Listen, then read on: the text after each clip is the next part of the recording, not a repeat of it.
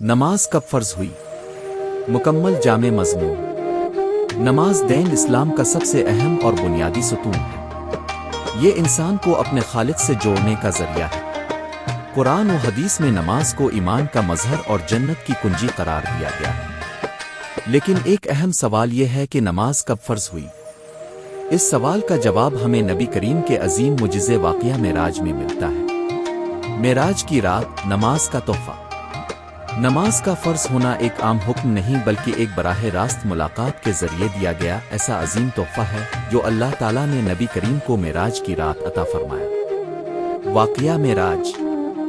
نبوت کے 10ویں یا 11ویں سال جب نبی کریم مکہ مکرمہ میں تھے، اللہ تعالیٰ نے آپ کو رات کے وقت مسجد الحرام سے مسجد اقصیٰ تک لے جایا اور وہاں سے 7 آسمانوں اور صدر المنتاؤ تک سیر کروائی۔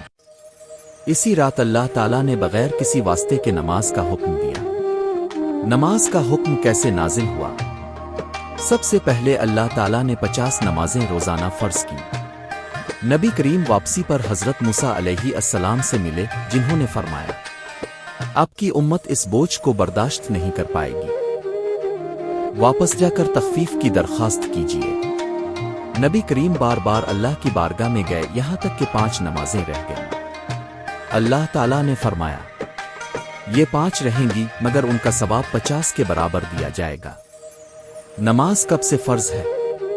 نماز ہجرت مدینہ سے تقریباً 1 سال پہلے واقعہ معراج کے ذریعے فرض ہوئی۔ یعنی مقام، آسمانوں کے سفر۔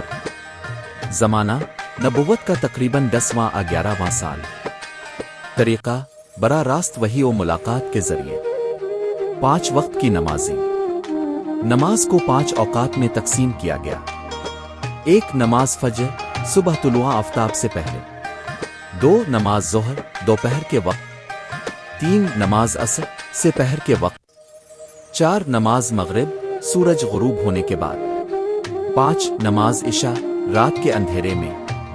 6